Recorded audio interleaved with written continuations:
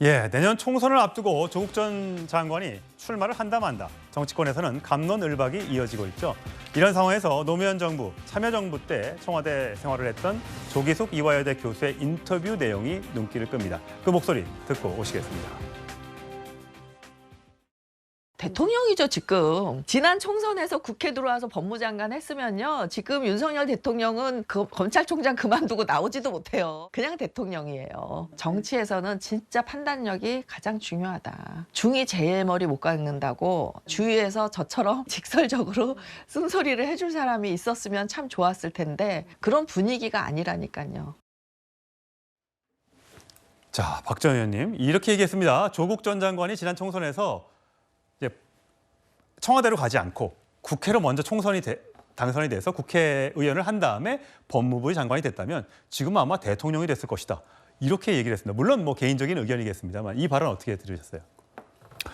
이미 지난 일에 대한 가정을 전제로 하는 얘기이기 때문에 큰 의미가 있지는 않은 것 같아요. 다만 내년 총선을 앞두고서 조국 전 장관의 이제 정치적 행보가 지금 예상되는 상황이기도 하고 또 그걸 둘러싸고 여러 가지 갑론을박이 있는 상황이기 때문에 아마 그와 연동돼서 조기숙 전 수석이 저런 얘기를 한 것 같은데요. 어찌됐건 간에 민주당으로서는 부담스러운 상황이 아닐 수가 없습니다.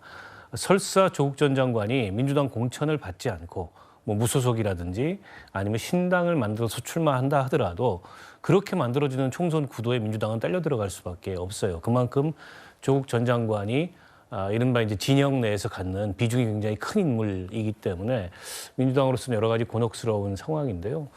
이제 한 가지 변수는 지금 본인이 재판을 받고 있는 피고인이잖아요. 그러니까 1심에서 실형 2년을 받았고 항소심이 시작됐는데 통상 이제 그런 그 위치에 서 있는 상황에서 총선 출마는 굉장히 좀 부담스럽고요. 또 그걸 민주당 입장에서는 더더욱 부담스러운 일이거든요. 그런 상황에서 과연 이제 총선 출마를 강행하는 게 과연 뭐 본인에게 좋은 결과를 가져올지 또 대한민국 정치를 위해서나 어쨌든 조국 전 장관이 속해 있는 그 진영을 위해서 바람직한 결과를 가져올지 저는 개인적으로 회의적인 생각이 큰데 안 나올 것이다. 안 나오면 좋겠다. 어느 쪽이십니까? 저는 안 나오면 좋겠다는 생각도 있고 안 나올 내지는 못 나올 가능성이 크다고 봅니다. 그럼에도 불구하고 또 나와야 된다. 나와야 어쨌든 조국 전 장관이 지금 본인을 둘러싼 여러 가지 곤경에서 탈출할 수 있다 이렇게 보는 분들도 있기 때문에 뭐 제가 단정적으로 조국 전 장관이 못 나올 거다 이렇게 얘기하지는 않겠습니다만 여러 가지 상황이 총선 출마를 한다는 건 상식적이지 않다 이렇게 봅니다. 자, 조기숙 전 수석의 목소리가 하나 더 준비되어 있습니다. 듣고 오시겠습니다.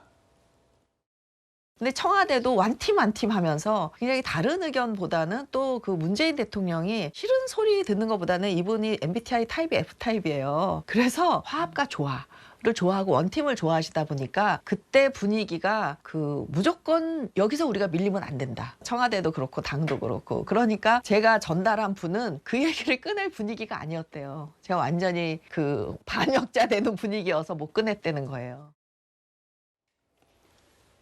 문재인 전 대통령이 마음에 빚이 있다라고 한 사람이 이제 조국 전 장관이지 않습니까? MBTI 얘기까지 했는데 저는 어떤 의미로 받아들일 수 있을까요? 글쎄 MBTI는 뭐 제가 잘 아는 바가 없어서 모르겠고 다만 그때 그 민주당 일각에서는 조국 당시 민정수석이 법무부 장관을 갈 게 아니고 2020년 4월 총선에 부산 쪽에서 출마해야 된다 이런 주장들이 많았던 것이죠. 현실적으로.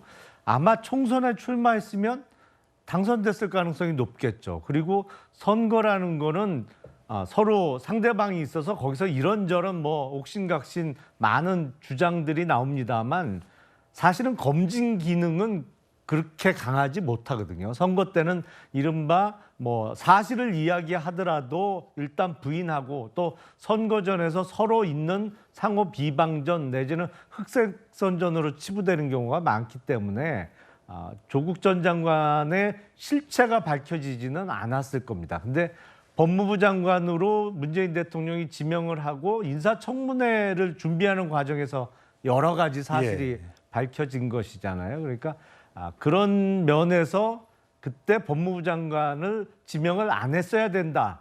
뭐 그런 아쉬움을 표명하는 분들은 많이 계신 것이 사실이겠습니다만 어쨌든 당시 문재인 대통령은 법무부 장관으로 임명을 해준 거잖아요. 하려고 했잖아요. 예. 결국에 한 2달여 동안 장관으로 재직을 했습니다만 글쎄 그걸 자기가 법무부 장관으로 지명하고 임명까지 해줬는데 마음의 비수로 갖고 계신 거는 저는 개인적으로 잘 이해를 못 하겠습니다. 예. 자, 조국 전 장관 출마설이 계속해서 나오고 있습니다만 본인의 목소리 좀 들어봐야겠죠. 물론 마음은 바뀔 수 있습니다만 얼마 전에 했던 발언부터 듣고 오시겠습니다.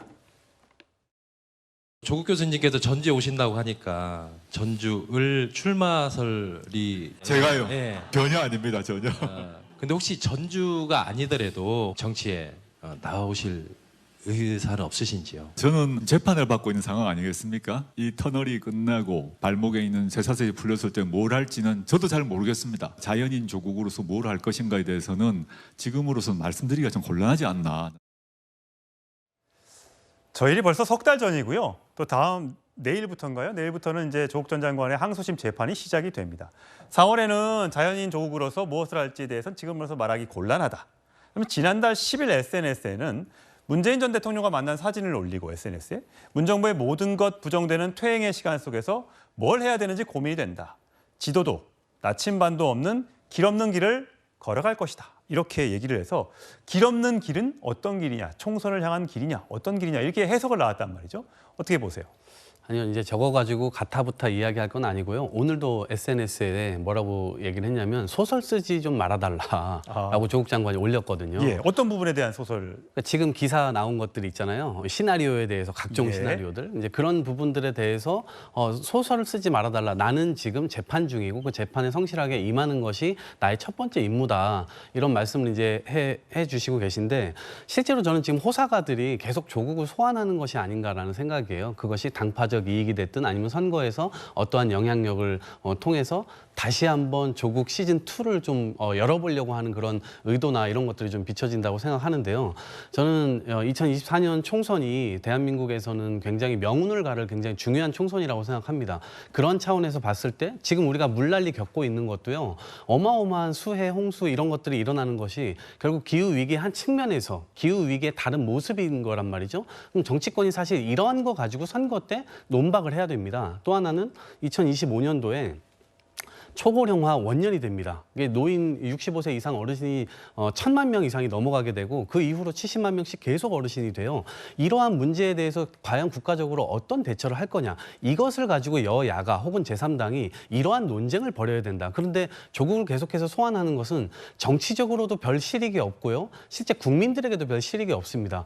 이런 것을 계속해서 이제 호사가들에 의해서 다루고 있는 것 자체가 굉장히 소모적이다. 이런 말씀 드리고 싶습니다. 네, 아무래도 이제 SNS 활동을 많이 하고 여러 군데 또 행사에 많이 찾아다니다 보니까 그런 그 불필요한 오해를 또 호사가들의 얘기를 듣는 것 같습니다.